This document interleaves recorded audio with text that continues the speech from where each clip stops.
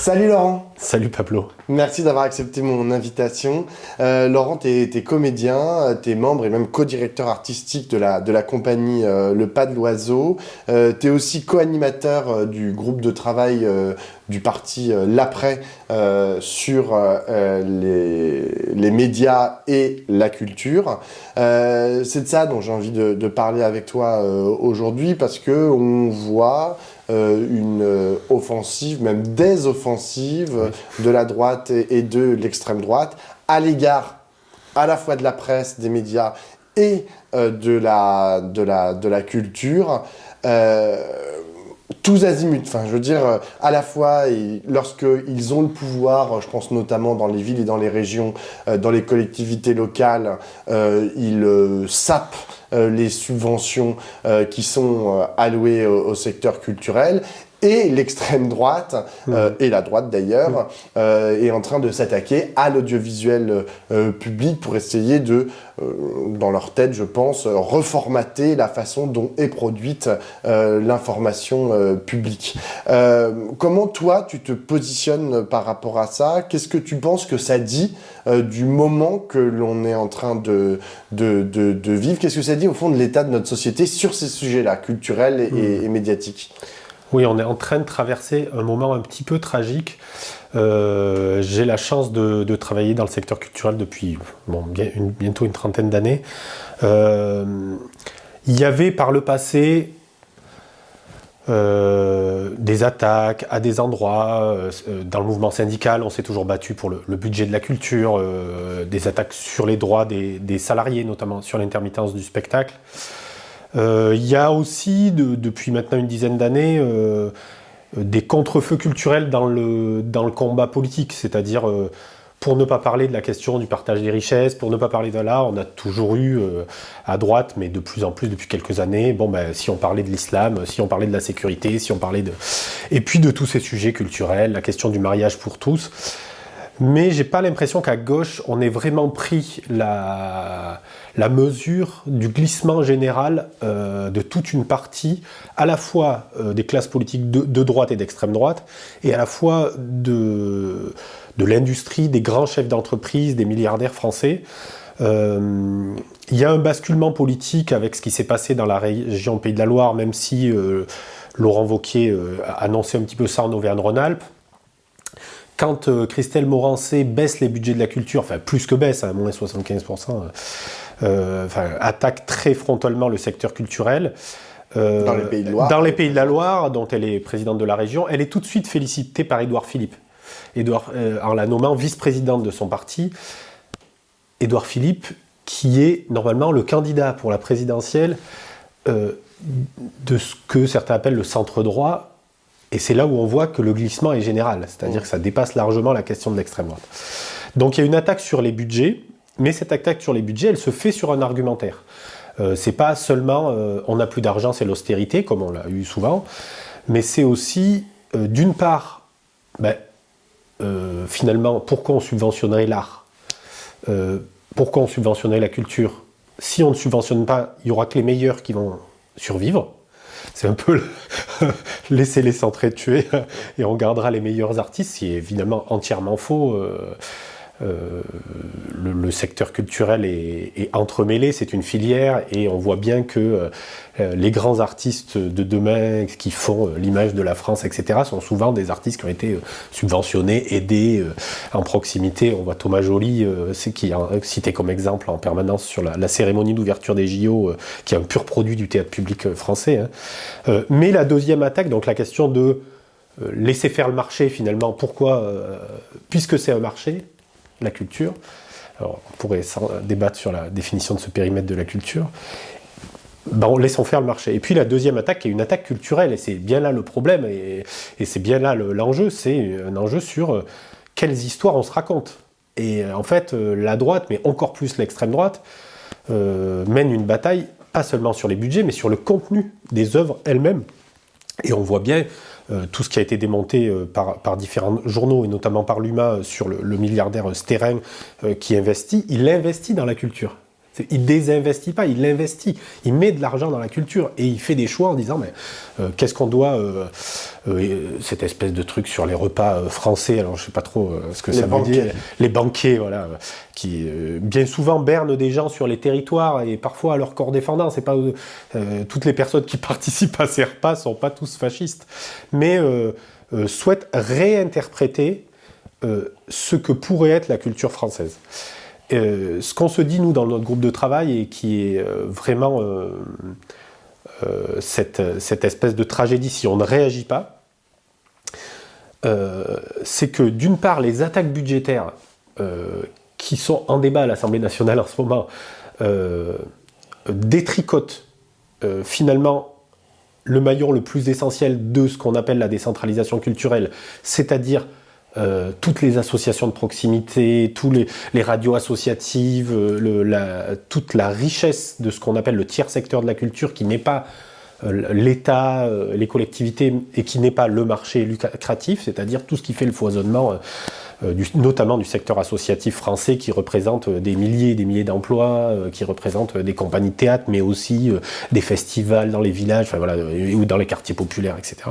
Donc ça, on a vraiment une peur du détricotage de ce qui fait du lien social entre nous par les attaques budgétaires, et en même temps une attaque contre une certaine idée de la France. Ça fait un peu grandiloquent de le dire comme ça, mais on estime que la construction de la politique publique de la culture, ce qui a été appelé l'exception culturelle française, la décentralisation, le ministère de la Culture, c'est ça la France. C'est-à-dire, c'est ce qui nous définit en tant que pays, en tant que peuple, ce qui nous différencie, y compris d'autres pays au niveau mondial, au niveau européen. Et l'extrême droite s'attaque à ce qu'est la France dans sa réalité. C'est-à-dire, ils sont en train d'essayer de construire un nouveau pays, un autre pays, qui n'est pas le nôtre d'ailleurs, sans mauvais jeu de mots, mais cet autre pays, c'est un pays fantasmé, un pays qui n'existe pas. C'est un pays culturel qui n'existe pas, un pays où les identités seraient closes, un pays où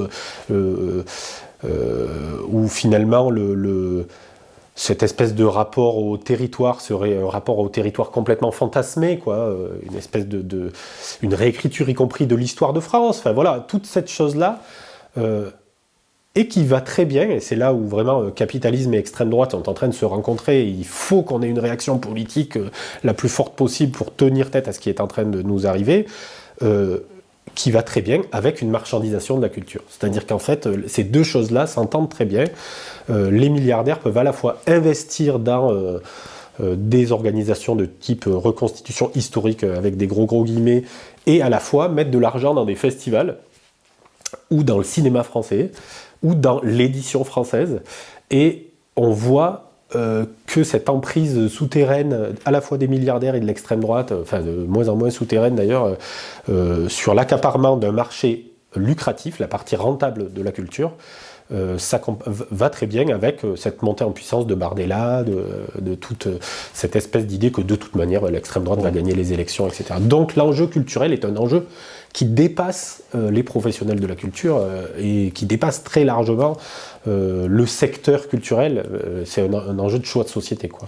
Tu as parlé de l'exception culturelle française et tu l'as reliée en fait à une certaine image de la France, donc pas uniquement à la République. Hein. Oui, l'exception culturelle, elle se construit depuis des siècles et y compris dans l'Ancien Régime. Au fond, ça fait 5 siècles qu'elle se construit. Aujourd'hui, on a encore une structuration en fait de tout notre territoire, de toute notre économie culturelle qui est assez dense, et quand on compare avec d'autres pays, on se dit que c'est assez extraordinaire, à la fois en termes d'outils de diffusion, d'outils de production, de système économique, c'est assez génial, hein, faut dire les choses comme elles sont. La gauche, et c'est un peu ce que tu dis, regrette, et essaye de défendre lorsque y a des attaques de la droite et de l'extrême droite qui veulent, par exemple, couper des fonds, couper des subventions, etc., et imposer une autre vision de ce que c'est. Mais est-ce que dans cette structuration de l'espace, il faut juste dire non, on défend parce que Oui, ça bien doit sûr. pas bouger, ou genre on doit revenir à comme c'était il y a 10 ans, il y a 20 ans, il y a 30 ans, ou au contraire, il y a peut-être aussi le verre dans la pomme, c'est-à-dire que dans cette structuration, il y a aussi des pans aveugles, des choses qu'on a oublié de regarder et qui font qu'aujourd'hui, ce secteur est particulièrement attaqué. Parce qu'à certains endroits, il est déficient. Oui, il est même largement déficient.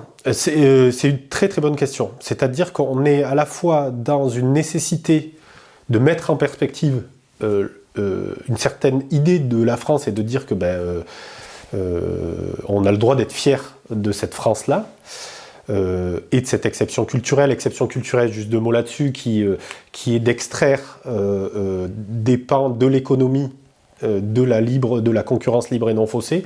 Donc on peut penser au cinéma, mais avec le CNC, des mécanismes de solidarité, on pense aussi au prix unique du livre. Enfin, il y a plein de petits mécanismes qui sont vraiment typiques de la France. Puis tu parlais des étapes de la décentralisation qui font qu'aujourd'hui, dans tous les territoires, moi je suis dans les Hautes-Alpes, il y a une scène nationale, une scène conventionnée, des grands festivals, alors qu'on a un département de 140 000 habitants. C'est grâce à cette décentralisation. Petite remarque au passage, la décentralisation, aujourd'hui, elle repose surtout sur les collectivités locales.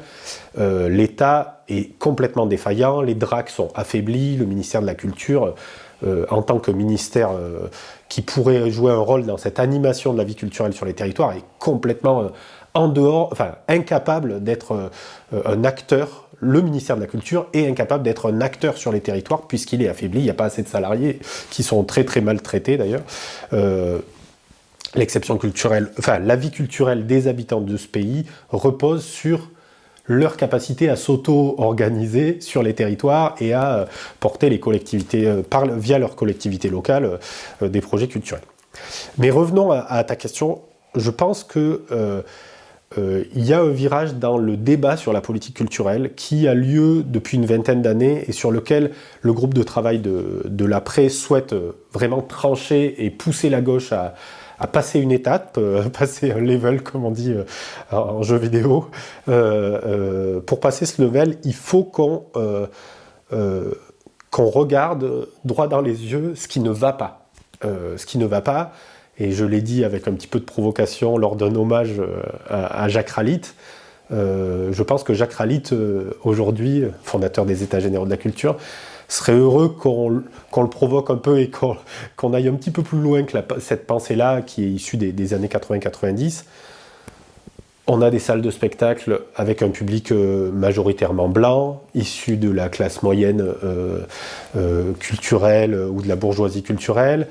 On a des équipements culturels largement dirigés par des hommes. On a beaucoup d'hommes sur les plateaux. On a des parties entières de la société française qui ne se sentent pas concernées par les productions artistiques liées au secteur public de la culture. Oui, parce qu'ils continuent à écouter de la musique Exactement. sur Spotify et à regarder Netflix. Ah non, et ils ont une culture. C'est-à-dire qu'aujourd'hui, par exemple, le rap français, la culture hip-hop, qui est la culture la plus écoutée en France de très très loin, sans commune mesure avec toutes les autres, est complètement livrée au marché financier. C'est-à-dire là on est sur la concurrence libre et non faussée pour le coup, et le secteur culturel français c'est très peu investi sur ces sujets-là, d'une culture qui vient des classes populaires et qui une vraie production artistique. Aujourd'hui, personne ne peut dire que l'écriture du travail dans le rap français, évidemment, il y a des choses bien ou moins bien, mais bon, c'est pareil dans l'opéra. Mais on voit bien que les attaques qui sont faites aujourd'hui, par exemple sur les baisses de budget, le secteur des musiques actuelles, publiques ou parapubliques ou du tiers secteur, sont complètement dans un état de souffrance terrible, avec des baisses de budget, etc. Et donc finalement on dit c'est le marché, il gagne de l'argent dans le rap, donc on laisse cette chose-là.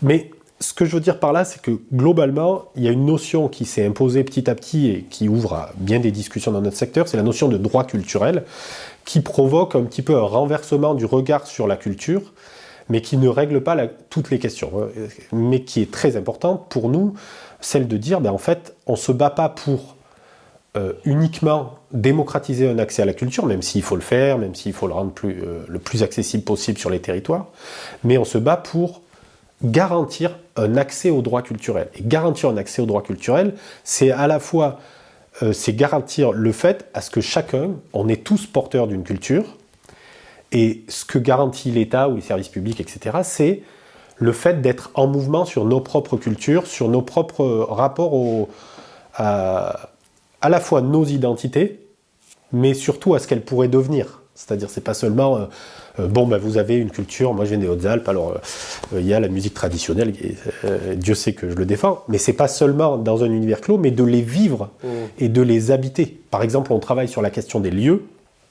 Aujourd'hui, une personne qui habite, que ce soit en milieu rural, dans les quartiers populaires, etc., avoir accès à des salles pour se réunir, ça peut paraître très basique, très terre-à-terre, pour dire comment on peut exprimer notre propre culture, c'est la croix et la bannière. C'est-à-dire qu'aujourd'hui, les droits culturels ne sont pas garantis pour les habitants de ce pays, mais les droits culturels, c'est à la fois dans le monde réel et dans la rencontre, mais aussi dans tout l'espace numérique, entièrement livré au marché, et pouvoir s'exprimer sur Internet, créer des podcasts, écrire des livres, et publier des vidéos, etc. C'est pas parce qu'on a un téléphone et un outil pour enregistrer un podcast que ça va faire de nous tous des créateurs. Et donc il faut que partout sur le territoire, dans l'éducation nationale, dans les associations, on ait les moyens à ce que la population puisse s'exprimer. Ça pourrait paraître une espèce de blabla, c'est un petit peu, si j'étais un peu provoquant contre moi-même, on pourrait dire c'est un petit peu un blabla social-démocrate, en quoi ça va nous résoudre les problèmes de la société aujourd'hui. Pour moi, c'est vraiment un enjeu de lutte des classes. Il y a un problème sur qui s'exprime, à qui on donne la parole, qui raconte les histoires, qui sont les personnes dans les écoles de cinéma français, qui sont les personnes dans les écoles de journalisme français, comment on fait pour que la parole des journalistes soit une parole aussi qui ressemble au pays. Enfin, quand on voit sur les plateaux télé que tu découvres de temps en temps, on voit bien que les médias ne ressemblent pas au pays. Donc il y a un enjeu sur l'accessibilité au fait qu'on puisse avoir une parole culturelle, quel que soit l'endroit d'où on vient. Moi qui viens d'un endroit dans le sud où souvent quand je regarde la télé, je vois bien que personne n'a mon accent à la télé et que l'endroit d'où je parle, cet endroit de la ruralité qui représente quand même un tiers de la population française, c'est-à-dire pas rien, une personne sur trois, cet endroit-là de la ruralité n'est pas représenté ni sur les scènes de théâtre, ni dans les médias français, ou très peu. Donc il y a cette espèce d'aller-retour entre pouvoir exprimer nos droits culturels et avoir accès à la liberté de création. Et pour moi, c'est un combat qui rejoint les combats, on va dire, intersectionnels, des droits des femmes, la question des minorités, des coloniales, etc. La question des droits culturels est un combat. Les droits culturels sont un combat, alors que souvent on a vu le ministère de la Culture comme quelque chose à défendre, comme une espèce de citadelle qu'il faudrait défendre la culture.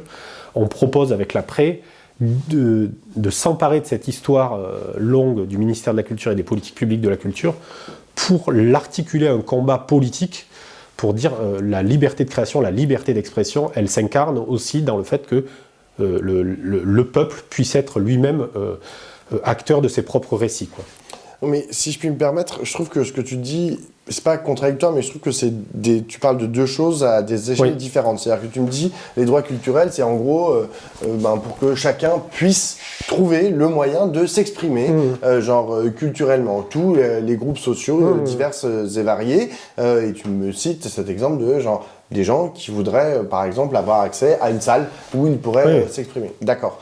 On n'est pas tout à fait sur la même chose que lorsqu'on parle, par exemple, de scène nationale. Non, bien sûr. Tout un maillage, en fait, de théâtre où le CNC, qui est très attaqué par l'extrême droite, le Centre national du cinéma, qui finance des films avec des réalisateurs qui sont, je dis à peu près tout le temps les mêmes.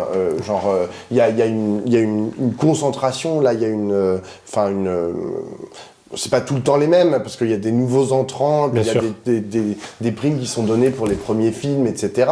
Mais globalement, c'est vrai que genre on a l'impression que genre c'est à peu près toujours les mêmes réalisateurs qui font un film tous les 2 ans, 3 ans, 4 ans, et que ça fonctionne comme ça. Pareil pour les théâtres. Les théâtres, genre tu parlais... Ça bouge quand même. Alors, la question, Il y a des choses qui la bougent, question ouais. est celle-là. C'est-à-dire que, est-ce que les droits culturels, c'est aussi de dire à ceux qui squattent, depuis maintenant 30 ans, les scènes nationales, avec des spectacles, enfin, quand tu regardes les programmations, en fait, d'une année sur l'autre, il y a 80% ou 90%, c'est les mêmes personnes, en fait, qui recréent. Et d'ailleurs, c'est assez drôle, quand tu ouvres les papiers de salle dans les salles de spectacle, on te dit, voilà, machin, Sylvain Creusevaux, il a déjà fait ça, puis il y a une liste de 10 spectacles qu'il a fait avant dans le même théâtre. Voilà comment ils sont présentés.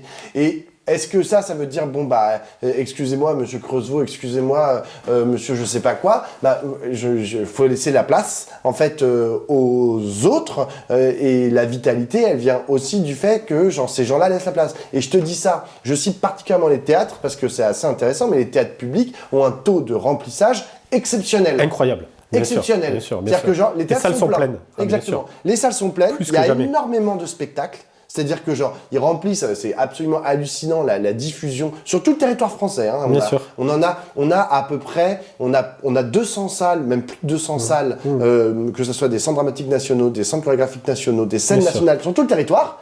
Il y a des spectacles tous les 3 jours, des spectacles différents, tout est rempli. Bien sûr. Ça raconte quelque chose.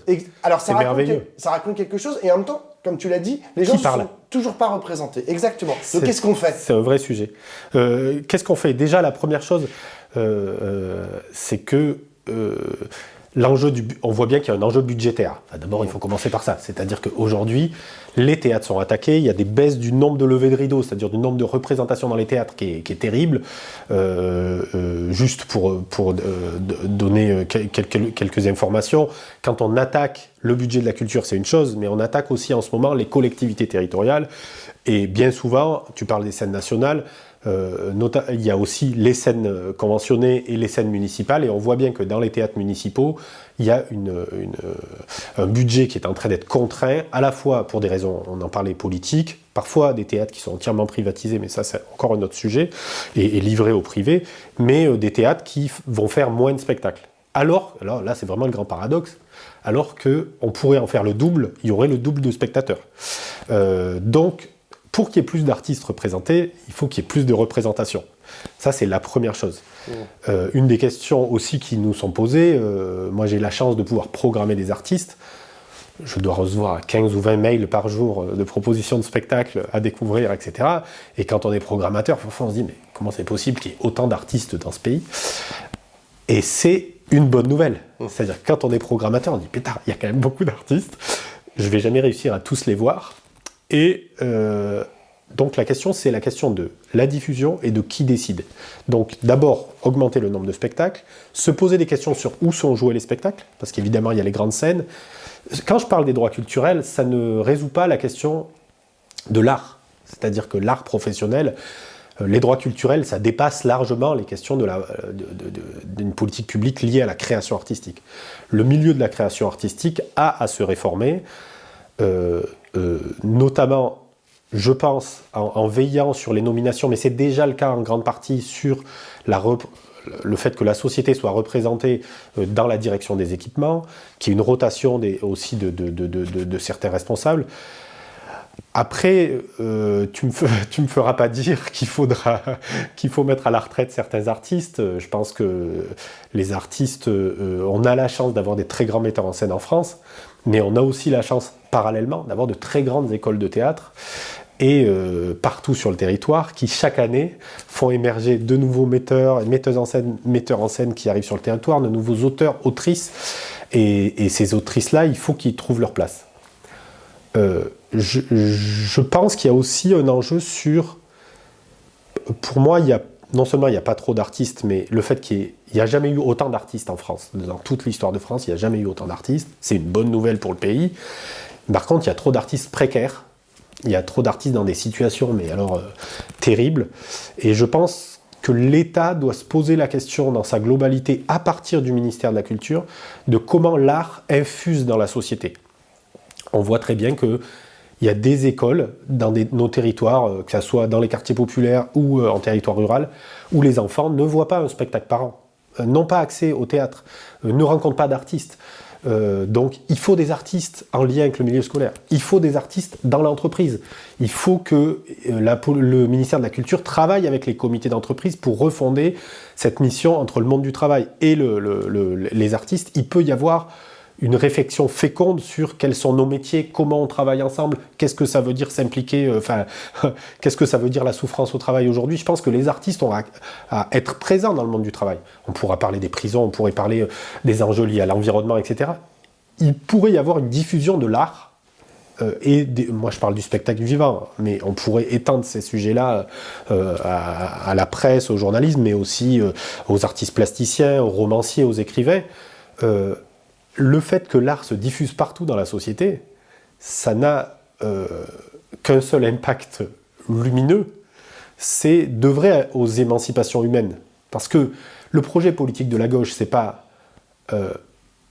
évidemment, il est d'abord, j'allais dire, antifasciste de manière fondamentale, de dire, ben non, nous, notre société ne peut pas être celle-là, donc on peut s'entendre sur...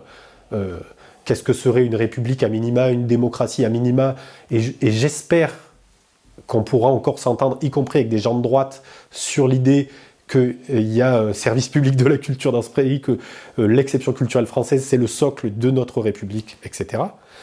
Mais quand on est de gauche, de manière, si je puis m'exprimer, pas à l'eau de rose, quoi, on doit avoir une vision pour le futur qui est une vision d'un pays émancipé. Et donc notre lutte antifasciste, elle doit reposer sur le fait que nos vies ne soient plus soumises à la fois à un patron qui va nous dire comment on doit agir, à des parents qui nous disent comment penser. Et pour nous, la diffusion de l'art et de la culture doivent œuvrer à la libération de la parole, à la libération du récit. Très souvent, les hommes et les femmes politiques n'arrêtent pas de sortir cette phrase sur « il nous faut un nouveau récit », un contre-récit face à l'extrême droite. Et je pense qu'aujourd'hui, dans la population, il y a à la fois dans la population et chez les artistes un vivier de ce qui peut nous porter vers le futur, un futur qui est complexe, avec des enjeux colossaux en matière économique, on n'a pas parlé des questions de guerre, etc., mais on a des enjeux face à nous qui sont énormes, et pour nous, l'art et la culture peuvent être un outil pour les affronter ensemble. Et quand je dis dans la population, et pas seulement dans les artistes, je veux quand même rappeler que quand Malraux crée le ministère de la Culture, il y a 30 000 associations. Aujourd'hui, il y a des millions d'associations. 25% des associations sont des associations culturelles. 14,7 millions de Français sont adhérents à une association culturelle. Enfin, il y en a 3 millions qui sont bénévoles dans des associations culturelles. Donc, c'est une puissance énorme. Et être présent dans la vie culturelle du pays, c'est... être dans une association qui va faire de l'alphabétisation dans un quartier ou organiser un festival de cinéma dans un village, être dans une chorale, être soi-même dans des ateliers d'écriture. En fait, toutes ces choses-là, soit on se dit c'est une pratique comme une autre, il y en a qui font badminton et d'autres qui font théâtre, soit on se dit la force de ces habitants qui gagnent en émancipation sur leur vie peut être un outil pour construire une société meilleure où on puisse habiter ensemble, se rencontrer, être en désaccord, se confronter, etc. Et ça, il faut aussi le tourner en positif, parce que sinon, c'est la déprime. J'ai une dernière question, Laurent. Là, t'es à l'après, mais quand même, on ne peut que constater que cette question culturelle, enfin, toutes les questions et les problématiques là que tu soulèves, n'ont pas l'air d'intéresser énormément les responsables politiques de gauche, de premier plan. Je n'ai jamais entendu, ça fait longtemps en tout cas, que je n'ai pas entendu d'hommes politiques ou de femmes politiques de premier plan, genre vraiment se saisir de cette question à la hauteur que tu estimes être la bonne, c'est-à-dire très très haut. Comment est-ce que tu l'analyses? Je vais te donner une petite anecdote. Lorsque les subventions avaient été coupées drastiquement par la présidente des Pays de Loire, j'avais contacté 2 députés de partis de gauche différents et je leur avais dit bon bah qu'est-ce que vous faites, il se passe quelque chose. Les 2 députés m'avaient dit bah oui on a fait un communiqué de presse avec notre parti et je dis bah oui d'accord c'est quand même pas suffisant, personne ne l'a vu votre communiqué pourri et là les 2 m'ont répondu bon an mal an la même chose. Ah oui mais tu comprends, si on commence à défendre ça, genre on va apparaître comme des bourges. Eh oui. Et donc moi j'ai identifié voilà ce positionnement de défense, par exemple du théâtre public, par exemple du CNC, par exemple de toutes ces structures comme étant voilà, ils ont peur en fait d'apparaître comme des bobos genre déconnectés dans la mesure où ils ont identifié que le besoin premier des gens c'était remplir leur frigidaire, pouvoir avoir un travail, la question de la guerre, voilà, et que bon bah c'est bien sympa d'aller au théâtre public mais c'est pas le sujet et si on les défend on va apparaître comme des bourgeois. Oui. Ben, c'est la question centrale. La question que tu poses, c'est la question de comment dans la société, et c'est là où quand on parle de bataille culturelle, il y a bien une bataille culturelle, puisqu'en fait il y a une espèce d'inversion complète du réel qui est construite par les médias d'extrême droite, mais pas seulement de la sphère Bolloré, il y a une espèce de quelque chose qui court dans la société. Le mot populisme est à manier avec délicatesse, mais je pense que le glissement général sur l'élite, les élites, qu'est-ce que c'est les élites dans le monde de la culture, c'est metteurs en scène, c'est les journalistes, etc. Et du coup, si on défend les metteurs en scène, est-ce qu'on n'est pas en train de défendre une élite contre un peuple populaire, etc. Je pense que déjà la première chose, c'est que ça repose sur un fantasme, c'est-à-dire que dans la population, le rejet des artistes ou des journalistes n'est pas aussi fort que ce que certains interprètent, ou en tout cas je ne sais pas quels sont leurs instituts de sondage, mais dans la réalité c'est pas comme ça que ça se passe, et surtout la difficulté qu'on a, c'est à retrouver une cohérence dans le discours politique de la gauche, discours politique sur les questions de politique publique de la culture. On ne défend pas le CNC, ou on ne défend pas les directeurs de théâtre ou le budget de la culture. On défend l'accès à nos droits culturels et on défend de la même manière qu'on défend la Sécu. Quand tu dis la question des besoins, moi je suis persuadé que tu vas rencontrer les habitants de ce pays et que tu as le temps de les... pas sur un sondage par téléphone, j'ai vu que tu avais fait une super midinale sur cette question-là des sondages, mais en prenant le temps de rencontrer les Français, si tu les interrogeais, il y a un besoin de convivialité, un besoin de rencontre, un besoin de s'informer de manière juste. Ils ont besoin d'avoir des garanties sur, quand ils écoutent quelque chose, est-ce que le journaliste qui parle est légitime pour donner des informations sur un sujet, etc. Je pense que quand on parle des besoins, évidemment, il y a le besoin du logement, il y a le besoin de santé, le besoin d'avoir un revenu digne, d'être respecté dans son travail, mais le besoin de faire respecter nos droits culturels, il est très fort dans plein d'endroits. Quand, par exemple, la vague MeToo est apparue, l'enjeu de MeToo est un enjeu culturel, éminemment culturel, et articulé avec des créations d'œuvres artistiques.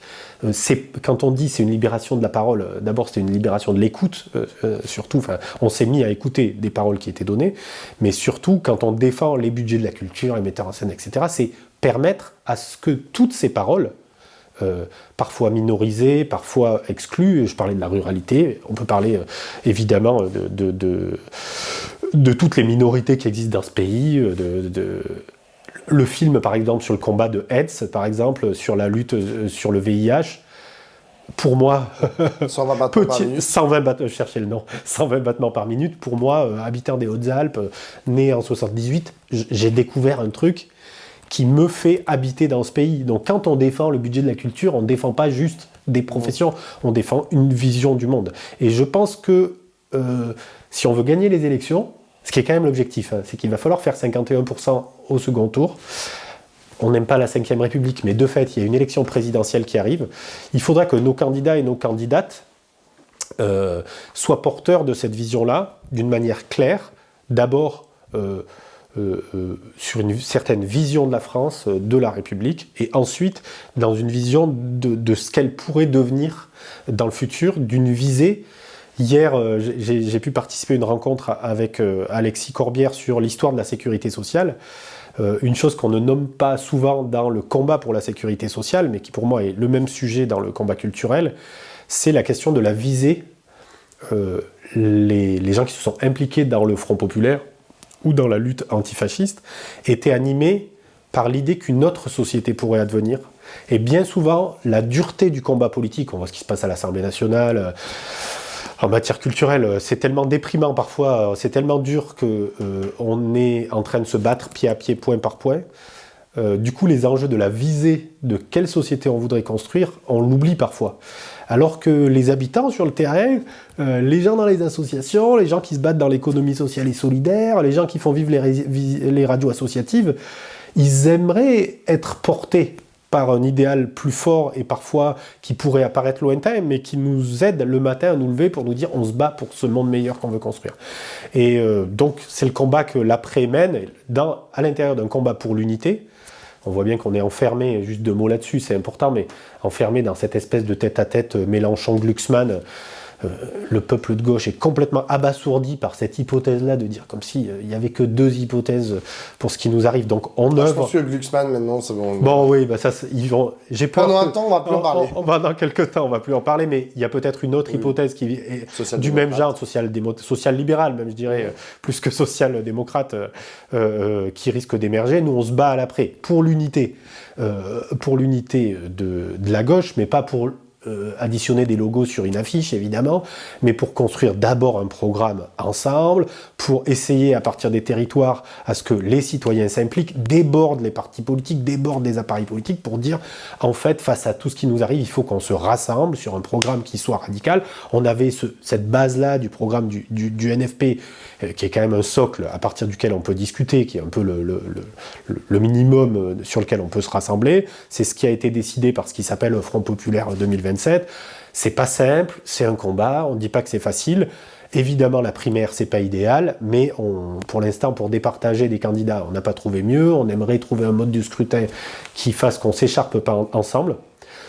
Mon espoir personnel, c'est que il y a 4 ou 5 combats, et pour moi, le combat culturel en fait partie, qui peuvent réunir très largement, au-delà des appareils politiques, et donner un souffle pour tenir tête à ce qui nous arrive, et c'est mon espoir, c'est ce sur quoi on œuvre, et on a besoin du plus de monde possible pour s'impliquer là-dessus. Eh ben, espérons que tu sois entendu. Merci beaucoup. Merci Laurent. Pablo.